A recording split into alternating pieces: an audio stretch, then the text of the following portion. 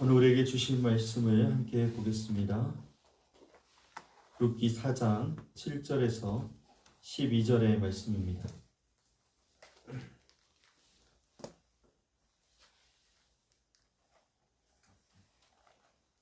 룻기 4장 7절에서 12절의 말씀을 한 목소리로 함께 합독해서 읽겠습니다. 옛적 이스라엘 중에는 모든 것을 물으거나 교환하는 일을 확정하기 위하여 사람이 그의 신을 벗어 그의 이웃에게 주더니 이것이 이스라엘 중에 증명하는 전례가 된지라. 이에 그 기업 물을 자가 보아스에게 이르되 내가 너를 위하여 사라 하고 그의 신을 벗는지라. 보아스가 장로들과 모든 백성에게 이르되 내가 엘리멜렉과 기련과 말론에게 있던 모든 것을 나오미의 손에서 산 일에 너희가 오늘 증인이 되었고 또 말론의 아내 모압 여인 룻을 사서 나의 아내로 맞이하고 그 죽은 자의 기업을 그의 이름으로 세워 그의 이름이 그의 형제 중과 그곳 성문에서 끊어지지 아니하게 하매 너희가 오늘 증인이 되었느니라 하니 성문에 있는 모든 백성과 장로들이 이르되 우리가 증인이 되나니 여호와께서 내 집에 들어가는 여인으로 이스라엘의 집을 세운 라헬과 레아 두 사람과 같게 하시고 내가 에브라스에서 유력하고 베들레헴에서 유명하게 하시기를 원하며 여호와께서 이 젊은 여자로 말미암아 내게 상속자를 주사 내 집이 다말이 유다에게 낳아준 베레스의 집과 같게 하시기를 원하노라 하니라. 아멘. 할렐루야. 아멘. 간밤에 평안하게 주무셨습니까? 네, 오늘 또 새날이 밝았는데 오늘 우리에게 주님이 새 힘을 주시고 또 오늘 우리에게 주시는 말씀을 통해서 또 살아갈 수 있는 은혜를 부어주실 줄 믿습니다. 네, 오늘 이제 룻기의 4장 이제 결론 부분에 해당하는 이제 말씀으로 들어가게 되었습니다. 그래서 이제 룻기의 마지막 장을 우리가 대하고 있는데 오늘 우리가 그동안 룻기 말씀이 짧은 장이지만 이 책을 함께 읽으면서 큰 은혜를 받았습니다. 근데 오늘 룻기의 말씀을 보면은 우리가 특별한 걸 발견할 수 있는데 다른 성경 말씀처럼 큰 기적, 놀라운 이적과 하나님이 나타나서 말씀하시는 이런 내용들이 나오지는 않습니다. 그런데 신기하게도 오늘 룻기 안에서 그 어떤 책보다도 하나님의 사랑의 숨결을 더 진하게 느낄 수 있는 책으로 이렇게 다가온다라는 게 참 신기한 것 같습니다. 불기둥도 없고 홍해가 갈라지는 것도 아니지만 오늘 이 룻기 안에는 하나님의 은혜, 하나님의 사랑이 같이 함께 있는 것을 보게 됩니다. 왜 그러냐면 오늘 하나님의 역사는 특별한 기적, 위대한 일 가운데서만 나타나시는 게 아니라 우리의 일상, 하루하루, 모든 시간, 평범하게 우리가 이 세상을 살아가는 그 안에 이미 하나님이 일하시고 섭리가 함께하고 있음을 오늘 룻기에서 얘기하고 있기 때문에 그렇습니다. 룻기 안에 그래서 내용을 보면 어떤 내용이 나오냐면 먹고 사는 문제, 가난의 문제, 생존의 문제, 그리고 가정의 문제, 결혼 문제, 이런 재산의 문제 할 것 없이 오늘 우리의 일상에서 겪을 만한 모든 일들, 그 평범한 일들이 나와 있습니다. 나오미가 베들레헴을 떠나 모압으로 들어갔다가 남편도 잃고 두 아들도 잃어버리는 이 고통에 처하게 됩니다.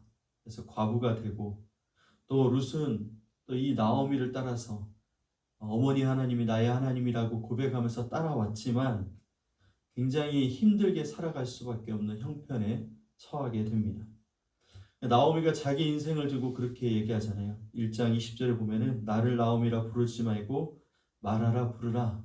그래서 자신의 인생이 얼마나 쓰고 고통 가운데 있었는지 하나님이 자신을 이렇게 비어지게 만들고 공허하게 만든 것처럼 느껴질 정도로 하나님 앞에 대한 그 괴로움을 고백하는 모습 또한 우리가 볼 수 있었습니다. 오늘 우리도 마찬가지인 게 예수님을 믿고 열심히 이 세상을 살아가고 또 하나님 앞에서 기도도 하고 그렇게 우리가 살아가지만 응답은 없는 것 같고 현실은 오히려 점점 무게가 더해지는 것 같은 때가 오늘 우리의 현실에서 오늘 이 나오미와 룻과 같이 일어나고 있다라는 것입니다. 그래서 오늘 정말 하나님은 살아계십니까? 라는 질문도 하고 하나님 혹시 저를 잊으셨습니까? 라는 질문을 할 때가 많이 있다라는 것입니다. 근데 오늘 룻기는 조용히 이렇게 하나님의 응답을 들을 수 있습니다. 뭐라고 하시냐면 아니다. 나는 네가 이삭을 줍고 있을 때에도 너와 함께 했고 네가 눈물로 잠이 들 때도 나는 너와 함께 했다. 그때도 나는 너를 위해서 일하고 있었다. 오늘 주님이 그렇게 룻기를 통해서 말씀하고 있습니다. 오늘 우리가 인생을 살아가면서 슬플 때, 기쁠 때, 막 괴로울 때, 좋을 때 할 것 없이 그 모든 것 안에 하나님이 우리를 위하여 일하고 계신다라고 룻기를 통해서 이야기합니다. 룻은 살아남기 위해서 이삭 죽게 하러 나아갔고 이제 보아스는 이 책임을 완수하기 위해서 오늘 성문 어기로 나아가게 됩니다. 일상적인 오늘 우리의 삶에서 일어나는 일이라는 것을 이야기합니다. 이제 오늘 본문에 이제 성문 어기에 나아가는 이제 장면들이 나오는데 단순한 법적인 절차를 진행하는 것처럼 보이고 이제 그들의 풍습과 관습에 따라서 신발을 벗고 거래를 하고 증인을 세우는 이 재판의 과정, 이 증인을 세워서 증명해내는 이 과정이 이들에게는 일상적인 일이었어요. 문제가 있으면 성문으로 가서 증인들을 세워서 그 문제를 두고 일을 결정을 하는 이 일은 일상적인 일이었다라는 것입니다. 근데 오늘 하나님은 그 자리에서 일상에서 무엇을 세우십니까? 다윗의 계보를 세우시고 결국은 예수 그리스도까지 이어지는 이 구속의 여정을 오늘 우리에게 보여주고 있습니다. 오늘 우리의 이 평범한 하루가 하나님께서 일하시는 놀라운 섭리 가운데 있음을 우리는 기억해야 될 줄 믿습니다. 오늘 말씀에 보면은 7절, 8절의 말씀에 보면은 이제 기업 무르는 제도가 나오고 거기에 이제 아무개라는 사람이 등장을 합니다. 보아스보다 먼저 기업을 물을 더 가까운 친족이 등장하게 됩니다. 이제 그 당시에 이제 기업 무르는 제도를 히브리어는 고엘 제도라고 얘기를 하는데 이건 어떤 제도냐면은 이제 가난 때문에 땅을 잃거나 가문이 끊어질 위기에 있을 때 가장 가까운 친족이 이 책임을 져주는 이 제도가 바로 고엘이라는 것입니다. 그래서 그 뜻이 기업 물을 자, 대신 값을 치르는 자, 구속자, 구원자, 대속자 이런 뜻을 오늘 그 안에 담고 있습니다. 그러니까 보아스보다 먼저 책임을 져야 될 한 사람이 있어서 오늘 이 보아스가 이 문제를 해결하기 위해서 오늘 이 재판을 하고 있는 것입니다. 처음에는 오늘 이 등장하는 기업 물을 자가 자신이 이 문제를 책임지겠다. 기업을 물으겠다. 오늘 이렇게 얘기를 합니다. 그런데 룻도 책임을 져야 된다라는 이야기를 들었을 때 나는 지지 못하겠다라고 거절하는 장면이 나옵니다. 6절의 말씀 어제 본 것처럼 내 기업에 손해가 있을까요? 나는 물으지 못하겠다라고 이야기를 하죠. 그러니까 오늘 이것은 뭐냐면 계산을 해보는 거예요. 내 재산에 손해가 있지는 않을까? 내 미래가 괜찮을까? 오늘 이 룻이 우리 가정으로 들어옴으로 인해서 가정의 문제가 커지지 않을까? 내가 손해보는 일이 되지 않을까? 오늘 이 자기의 계산에 의해서 오늘 결국 그는 자기가 기업 물을 자를 포기하게 됩니다. 그래서 신발을 벗어서 오늘 보아스에게 이렇게 건네주게 되죠. 근데 오늘 여기에 말씀 보면은 성경이 의도적으로 이 아무개라는 사람이 존재하는 사람인데 일부러 이름을 넣지 않았다라는 거예요. 하나님이 이 사람의 이름을 아무개라고 하면서 이름 없는 자, 어떤 사람, 굳이 기억할 필요가 없는 사람이라는 그 뜻을 가진 아무개라고 이렇게 이름을 넣었다라는 것은 그냥 평범하게 지나갈 문제가 아니라 오늘 여기에는 의미가 담겨 있습니다. 이 사람의 이름이 사라졌다라는 거예요. 왜? 오늘 이 고엘이라는 하나님의 법 앞에서 하나님의 뜻보다 자기의 유익을 더 중요하게 여겼기 때문에 오늘 이름이 사라져버린 것입니다. 신명기 25장에 보면은 형제의 책임을 거부한 사람에 대해서 오늘 이렇게 책임을 묻지 않는 사람에 대해서 공개적으로 이렇게 수치를 당하게 하는 일을 했습니다. 이 사람은 수치를 받을 사람이라고 아예 정해버리는 것이죠. 수치, 책임 거부, 관계를 단절시키는 일을 했다고 하는 것입니다. 그러니까 오늘 이 아무개는 자신의 재산을 지키려 했고 자신의 유익을 지키려고 하다가 이 구원의 하나님의 구속의 역사에서 이름 없이 사라져버린 존재가 되었다는 거예요. 이건 엄청난 큰 의미를 오늘 우리에게 주고 있습니다. 하나님께 기억되지 않는 자가 되었다라는 것, 이게 너무나 큰 문제죠. 오늘 이 말씀을 보면서 사실은 우리가 이전에는 어떤 존재였냐면 이 아무개와 같은 존재였습니다. 하나님 없이 살아가는 인간의 모습은 아무개, 기억되지 않을 존재, 기억할 필요 없는 존재라는 것이죠. 이게 바로 어떻게 돼요? 하나님 없이 살아가 이름이 기억되지 않는다는 건 그의 결국은 심판, 하나님과의 관계가 끊어져서 죽음에 이르는 그런 존재였다라는 게 이 아무개라는 이름에 있습니다. 그 죄인은 끊임없이 계산하는 삶을 살아요. 나라는 존재가 앞에 세워져서 내 유익, 내 시간, 내 안전, 내 손에 이 모든 것들을 계산하다가 영적으로 이름 없는 삶이 되는 것이죠. 하나님께 기억되지 못하는 인생이었었다. 우리가 이 아무개처럼 우리가 그랬다라는 것을 오늘 말씀이 얘기합니다. 여러분, 오늘 우리는 지금 하나님을 붙들고 살고 있는지 아니면 내 삶의 유익과 나라는 존재를 기억하기 위해서 오늘 순종보다는 나를 앞세우며 살고 있는지를 오늘 말씀을 통해서 보게 됩니다. 하나님께 기억되지 못하는 인생보다 더 큰 비극은 없는 것입니다. 그런데 오늘 이 절망적인 장면 속에서 이 반전이 일어나는 것은 반전이라고 설명을 하는데 아무개가 벗어던진 신발을 오늘 이 책임의 신발을 보아스가 신었다라는 것이 이제 오늘 우리에게는 복음입니다. 원래 우리는 이 아무개처럼 책임을 던져버린 하나님 앞에서 죄 가운데 살아서 끊어져 버린 우리인데 오늘 보아스가 신발을 신으면서 보아스의 신발이 오늘 우리에게는 어떤 의미예요? 예수님의 십자가로 연결이 되는 거예요. 책임질 수 없는 존재, 이 죄를 해결할 수 없는 존재가 오늘 보아스가 대신 신발을 신는 것처럼 예수님이 우리의 죄를 대신 지시는 그 십자가로 연결된다는 것입니다. 보아스가 모르는 게 아니잖아요. 재산상으로도 손해가 생길 수 있고 가문에도 부담이 되는 일이라는 것, 책임을 더 크게 져야 된다는 것을 보아스가 누구보다 알았지만 기꺼이 이 신발을 신었다라는 거예요. 바로 고엘은 사랑의 법이기 때문에 그렇습니다. 대신 책임을 질 수 있는 것, 대신 값을 치르는 것, 무너진 가문을 다시 세우는 일, 이것이 바로 오늘 이 땅에 오신 예수 그리스도를 예표하는 보아스의 모습인 것을 우리가 볼 수 있습니다. 그래서 보아스를 보면서 예수님을 볼 수 있는 것이죠. 우리는 수치 가운데 있었고 하나님과 단절되어 있었고 영원히 잊혀진 존재였는데 예수님께서 그 모든 영광의 자리를 벗고 이 땅에 오셔서 죄의 신발을 대신 신으시고 저주와 수치의 신발을 대신 신어주신 것입니다. 이게 바로 보아스의 신발을 보며 오늘 우리는 하나님의 사랑을 느낄 수 있습니다. 룻은 원래 어떤 사람이에요?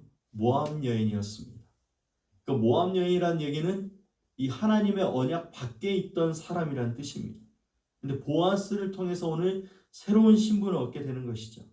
마찬가지로 우리가 예수 그리스도를 통해서 버려진 존재가 아니라 이제는 하나님의 자녀가 되었고 기억되는 존재가 되었고 하나님의 언약의 백성, 하나님의 자녀가 되었다라는 것입니다. 이게 이제 룻기 전체 흐르는 우리가 계속 은혜를 나누는 헤세드, 하나님의 사랑, 이 언약의 사랑, 끝까지 포기하지 않는 사랑, 조건 없는 사랑, 이 헤세드를 이야기하고 있는 것입니다.